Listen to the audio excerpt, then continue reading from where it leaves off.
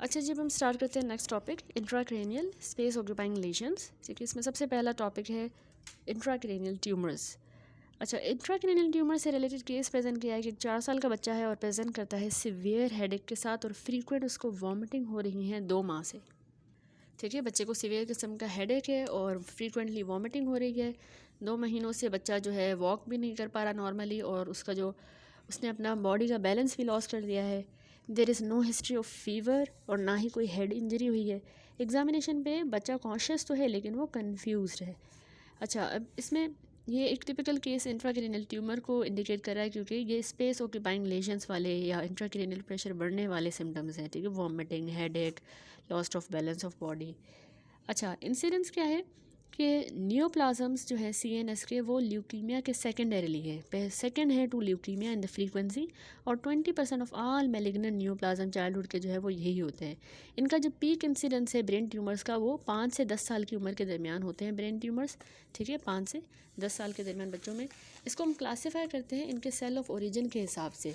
ठीक है, तो बच्चों में जो 2 साल से बड़ी उम्र के बच्चे हैं उनमें 65% ऑफ द ब्रेन ट्यूमर्स जो हैं वो इंफ्रा टेंटोरियल होते हैं। ठीक है, टेंटोरियम के नीचे 65%, जबकि 35% जो है वो सुप्रा टेंटोरियल ब्रेन ट्यूमर होते हैं। ठीक है, तो अब हम देखें classification of brain, primary brain tumour of childhood. उसमें सबसे पहला आ जाता है giant cell tumours. Giant cell tumours जो है याद रखिए 50 to 60% इसका इंसिडेंस है। उसमें टाइप्स आती हैं, एग्जांपल्स हैं उसकी, एस्ट्रोसाइटोमा। तो जायंट सेल ट्यूमर में सबसे ज़्यादा कॉमन जो है यही होते हैं, 50-60% जो है जायंट सेल ट्यूमर है। उसमें एस्ट्रोसाइटोमा याद रखें, ये most common type of glioma है। इसमें लो ग्रेड भी होता है जिसको जुवेनाइल पाइलोसाइटिक एस्ट्रोसाइटोमा कहते हैं। दूसरा इसमें हाई ग्रेड होता है, एनाप्लास्टिक एस्ट्रोसाइटोमा। ठीक है, दूसरा है ऑप्टिक नर्व ट्यूमर। ठीक है, ऑप्टिक नर्व ट्यूमर के अलावा जायंट सेल में ही ऑप्टिक नर्व ग्लायोमा। ठीक है, इसी तरह ब्रेन स्टेम ग्लायोमा एंड एपेंडाइमोमा। एपेंडाइमोमा जो है ना वेंट्रिकल्स की लाइनिंग से अराइज करता है, स्लो ग्रोइंग है लेकिन रिकर कर सकता है। दूसरे जायंट सेल ट्यूमर के बाद 25 to 30% इंसिडेंस के लिहाज से होते हैं neuro ectodermal tumour. Neuro ectodermal tumour में मेड्यूलोब्लास्टोमा आ जाता है। मोस्ट कॉमन ये मेलिग्नेंट पीडियाट्रिक ट्यूमर यही है, हाई ग्रेड का मेलिग्नेंट। और ये एम्ब्रियोनल ट्यूमर होता है। ठीक है, रेजिडुअल एम्ब्रियोनिक सेल से आता है, हाईली एग्रेसिव है और ये CSF में स्प्रेड कर सकता है। इसके अलावा दूसरा इसी में पाइनियलोब्लास्टोमा। ठीक है, पाइनियल ग्लैंड का है। देन 5 to 10% इंसिडेंस होता है क्रेनियोफेरेंजोमा का। क्रेनियोफेरेंजोमा ना स्लो ग्रोइंग बिनाइन ट्यूमर है जो पिट्यूटरी ग्लैंड के करीब बनता है और विजन और एंडोक्राइन प्रॉब्लम्स कराएगा। लेस देन 10% होते हैं germ cell tumours. Germ cell tumour में टेराटोमा, डर्मोइड, जर्मिनोमा। ठीक है, देन लेस देन 5% बच्चों में मेनिंजल ट्यूमर होते हैं, मेनिंजोमा या मेनिंजल सार्कोमा। और लेस देन 1% में लिम्फोमा, नॉन हॉजकिंस लिम्फोमा। ठीक है, तो ये जो है इसका इंसिडेंस हो गया और हमने ये देखा कि डिफरेंट ट्यूमर्स जो हैं क्लासिफिकेशन ब्रेन ट्यूमर्स की। प्राइमरी ब्रेन ट्यूमर, यहाँ पे एक तस्वीर बनी हुई है जिसमें डिफरेंट ब्रेन ट्यूमर्स चाइल्डहुड के इसने बताए हैं कि जिस तरह एस्ट्रोसाइटोमा इसने दिखाया है। ठीक है, और इसी तरह ये यानी एस्ट्रोसाइटोमा वैसे सेरिबेलम में भी होता है, सेरिब्रल उसमें पोस्टीरियर फोसा में, सेरिब्रल हेमिस्फीयर में भी हो सकता है, ब्रेन स्टेम में भी हो सकता है, ऑप्टिक नर्व में भी हो सकता है। ठीक है, दूसरा इसने ये देखें ऑप्टिक ग्लायोमा दिखाया है, क्रेनियोफेरेंजोमा जो पिट्यूटरी के पास बनता है, ब्रेन स्टेम ग्लायोमा, इंट्राटेंटोरियल एपेंडाइमोमा, सेरिबेलर एस्ट्रोसाइटोमा, मेड्यूलोब्लास्टोमा, पाइनियलोमा, सुप्राटेंटोरल एपेंडाइमोमा। अब आए क्लिनिकल फाइंडिंग पे, बच्चे को अगर ब्रेन ट्यूमर होता है तो उसमें नॉन स्पेसिफिक साइंस होते हैं क्योंकि उसका इंट्राक्रेनियल प्रेशर बढ़ा हुआ है। उसमें हमें कुछ अक्यूट और क्रोनिक साइंस एंड सिम्टम मिलते हैं, ये सारे ICP बढ़ने वाले साइंस सिम्टम हैं। ठीक है, तो जनरल सिम्टम अगर हम देखें ICP बढ़ने के क्या होते हैं, सर में दर्द होता है जो रात के टाइम पे वर्स होता है और बच्चे को नींद से भी जगा देगा, इतना परसिस्टेंट और रिकरेंट हेडेक होता है ट्यूमर में। ठीक है, उसमें वॉमिटिंग और नोजिया होता है। ठीक है, स्पेशली वॉमिटिंग जो डायरिया के साथ नहीं हो रही, और वॉमिटिंग से फिर थोड़ा उसका सर का दर्द टेम्पररी रिलीव भी हो जाता है। इनलार्ज हेड सर्कमफेरेंस मिलता है, इरिटेबल एक्सेसिव स्लीपीनेस, ये चीज़ें। तो अक्यूट में हमें जो सिम्टम्स मिलते हैं, excessive rate of head growth यानी मैक्रोसेफेली, सर्कमफेरेंस सर का बढ़ जाएगा। ब्रेन ट्यूमर में अक्यूट में बच्चे का एल्टर्ड बिहेवियर होगा, इरिटेबल होगा, लेवल ऑफ कॉन्शियसनेस उसका डिक्रीज़ होगा, ठीक है। इसी तरह फिर उसको वॉमिटिंग भी हो रही है, ब्लर या डबल विजन की कंप्लेन, पेपिलिडीमा, स्क्विंट में एब्डूसन नर्व पैरासिस की वजह से, ठीक है।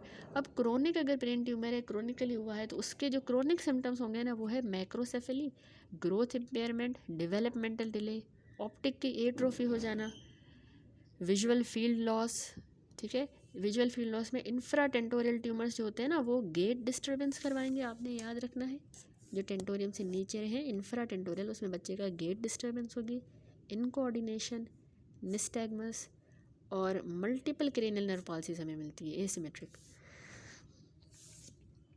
जो स्पेसिफिक न्यूरोलॉजिकल मैनिफेस्टेशंस हैं वो सुप्राटेंटोरियल ट्यूमर की, वो according to the location of tumour होती हैं। कॉमनली उसमें फोकल मोटर और सेंसरी एबनॉर्मलिटीज़ होती हैं, focal seizures and abnormalities of the eye movements and vision, ठीक है। In case of hypothalamic या thalamic tumor, there are endocrine and autonomic disturbances, ठीक है। हाइपोथैलेमिक और थैलेमिक ट्यूमर में बच्चे को एंडोक्राइन और ऑटोनोमिक डिस्टर्बेंसेस होंगी, ठीक है। तो ये इसमें हमने देखे विजुअल फील्ड लॉस। अब जो है सारे क्लिनिकल सिम्टम हमने देखे, जनरल सिम्टम भी मैंने आपको बताया, स्पेसिफिक सिम्टम जो है वो अच्छा। तो सेरिबेलम में या पोस्टीरियर फोसा में अगर होगा ट्यूमर, तो उसमें फिर बैलेंस का मसला, वॉकिंग, क्लमजी मूवमेंट, ये चीज़ें होंगी। अगर सेरेब्रल हेमिस्फेयर है तो उसमें सीजर्स होते हैं, पैरालिसिस होती है, विजन का मसला, हेयरिंग मसला, पर्सनैलिटी चेंज, ठीक है। इसी तरह अगर ब्रेन स्टेम में है तो स्वालोइंग में मसला, facial weakness, paralysis, hearing loss, double vision. इसी तरह अगर ऑप्टिक नर्व या सेलर रीजन को यानी पिट्यूटरी के करीब हुआ है तो उसमें विजन प्रॉब्लम्स, एंडोक्राइन प्रॉब्लम, ये चीज़ें होंगी, ठीक है। तो अब हम किस तरह डायग्नोसिस बताते हैं कि बच्चे को इंट्राक्रेनियल स्पेस ऑक्यूपाइंग लेशन है या ट्यूमर है।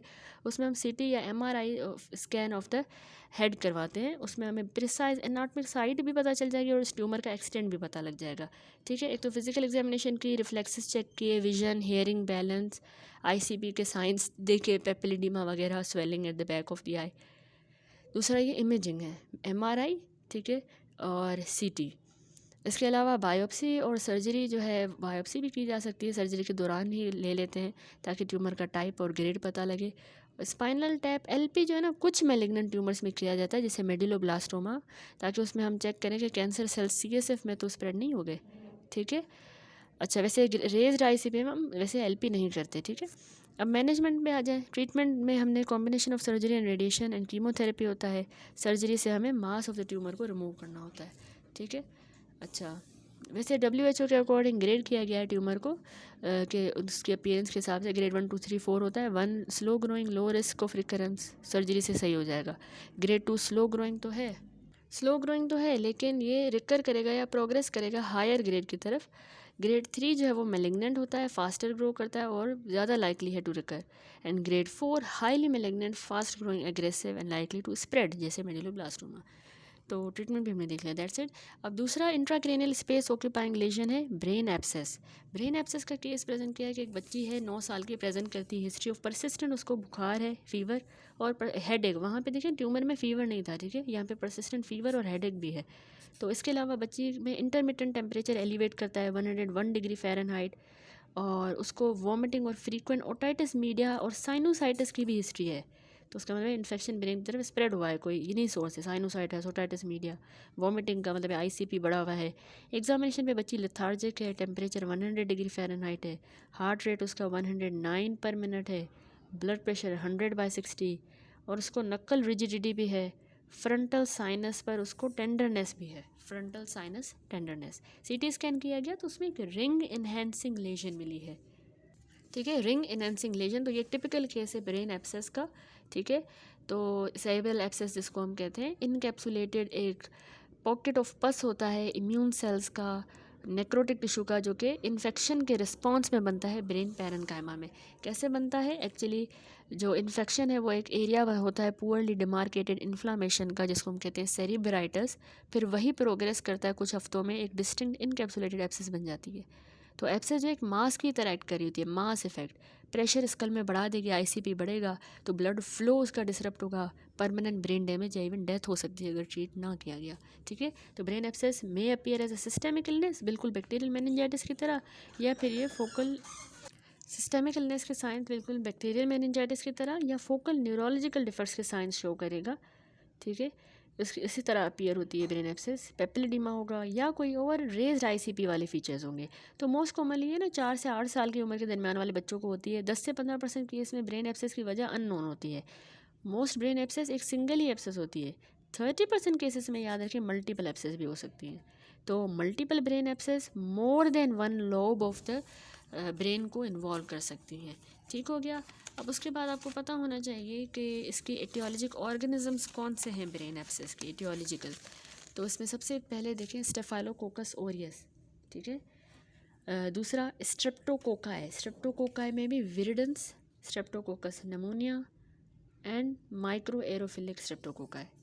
उसके बाद एन एरोबिक ऑर्गेनिज्म में हमारे पास gram positive cocci, bacteroides species, fusobacterium species, actinomyces species और क्लोस्ट्रीडियम स्पीशीज़।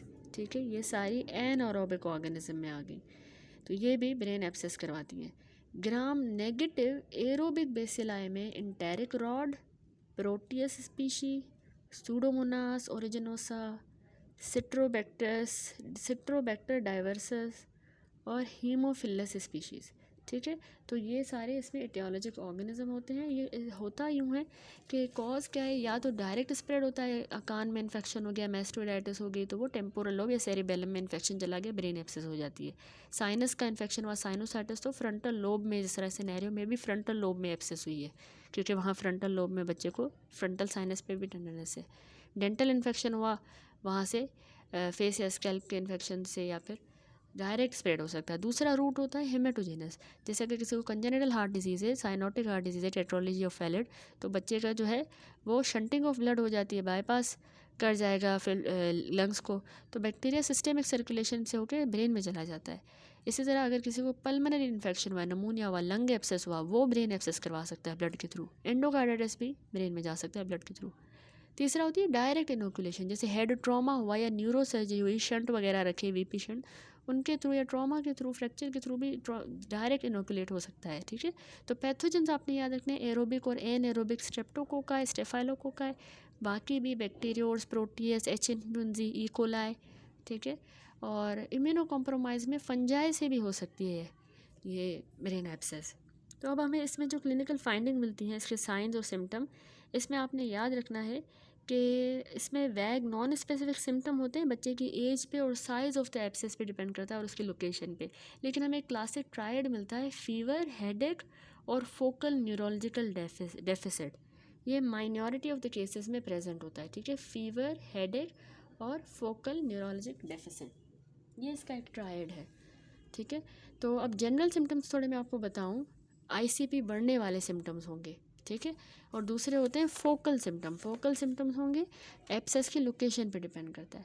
अच्छा, जनरल सिम्टम में जो बेबीज़ हैं, यंगर चिल्ड्रन हैं, उनको बुखार होगा मोस्ट कॉमनली, फुल या बल्जिंग उनका फंटनल होगा, जो सॉफ्ट स्पॉट है हेड पे, उनकी इरिटेबिलिटी ज़्यादा होगी, हाई पिच्ड क्राई, और वो unusual sleepiness, lethargy, poor feeding, ये चीज़ें होंगी। ठीक है, दूसरे जो बड़े बच्चे हैं जो बोल भी सकते हैं, तो उनको सिवियर और परसिस्टेंट हेडेक रहेगा, सर में दर्द, वर्स सुबह के टाइम पे, nausea vomiting, projectile vomiting, mental state change होगा, confusion, lethargy, difficult thinking, seizures भी उसमें मोस्ट कॉमन प्रेजेंटेशन होती है। अब आए फोकल सिम्टम पे। अगर देखिए फ्रंटल लोब में किसी को एब्सेस हुआ है तो आपने याद रखना उसकी पर्सनैलिटी चेंज होगी, मसल फंक्शन एक साइड पे रिड्यूस होगा यानी हेमीपैरेसिस, डिस्फेजिया, स्पीच डिफ़िकल्टी। अगर टेम्पोरल लोब में तो उसको जो है एफेजिया होगा, problem with speech, memory problem, visual field effect. Cerebellum में अगर है पोस्टीरियर फोसा में तो उसमें बैलेंस और कोऑर्डिनेशन में मसला होगा, निस्टैगमस होगा। ठीक है, तो अब इस तरह हम कैसे देखें, इनिशियली इसमें नॉन स्पेसिफिक सिम्टम है, low grade fever, headache, lethargy. Progressively patient को vomiting, severe headache, seizure, papilloedema, focal neurologic signs होंगे और कोमा। सेरिबेलर एब्सेस की जो अगर केस है सेरिबेलम में है तो उस बच्चे को निस्टैगमस होगा, उसी साइड का एप्सिलेटेड अटेक्सिया, डिसमेट्रिया, वॉमिटिंग और हेडेक। शॉक और डेथ भी हो सकती है अगर एब्सेस जो है वो वेंट्रिकुलर कैविटी में रप्चर कर जाती है, तो बच्चा शॉक में जा सकता है, डेथ हो सकती है।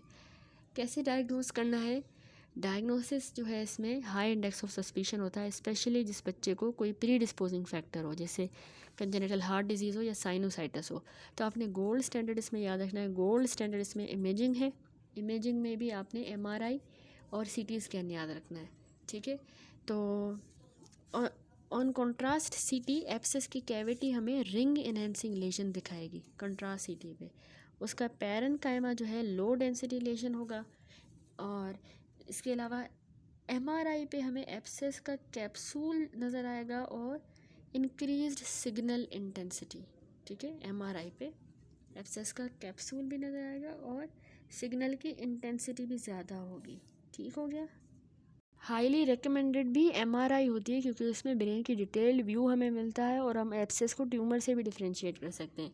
CT रैपिड डायग्नोसिस के लिए है और ring enhancing lesion encapsulated abscess wall उसमें नज़र आएगी। बाकी हम लैब टेस्ट करवाएंगे, blood workup, CBC, inflammatory marker जैसे CRP, इसमें इन्फेक्शन वगैरह मिलेगा। White blood cell count normal भी हो सकता है, बढ़ा हुआ भी। ब्लड कल्चर भी किया जाता है, ठीक है। 10% ऑफ द केसेस में पॉजिटिव होता है।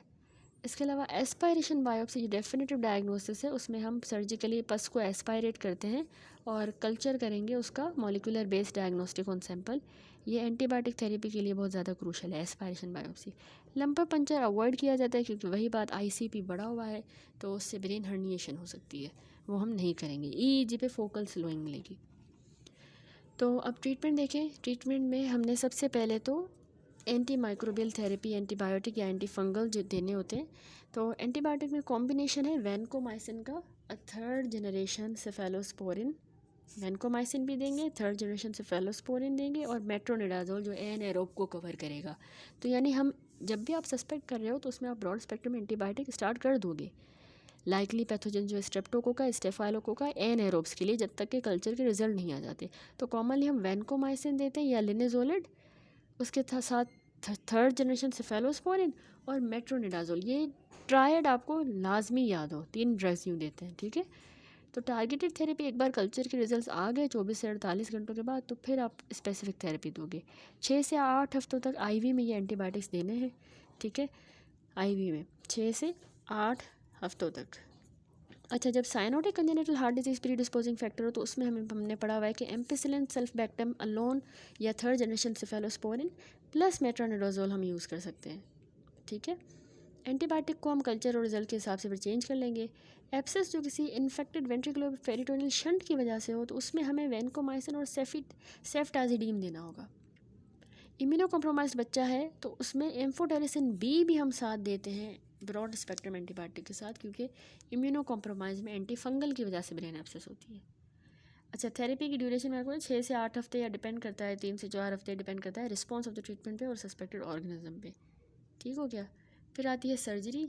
अगर इनकैप्सुलेटेड एब्सेस है, मास इफेक्ट करवा रही है या फिर रेज्ड ICP है तो उसको हम ट्रीट करते हैं with the aspiration along with the antibiotic, ठीक है।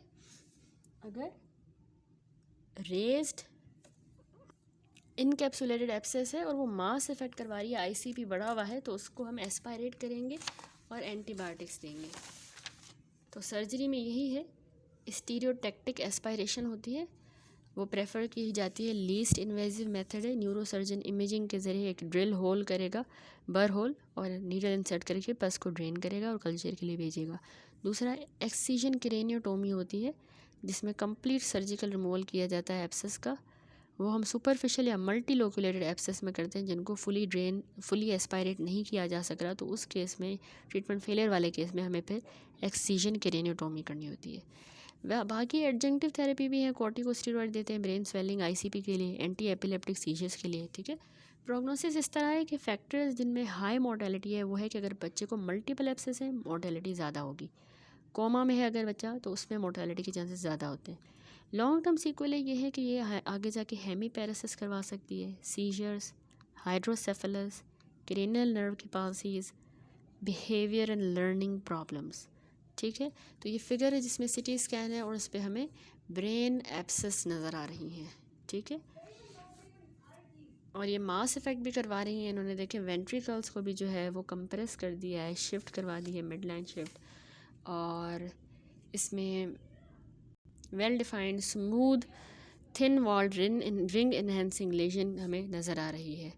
ठीक हो गया, तो मिड लाइन शिफ्ट भी है। अच्छा, यहाँ पे टॉपिक कंप्लीट होता है। नेक्स्ट वीडियो में पीडियाट्रिक स्ट्रोक स्टार्ट करेंगे।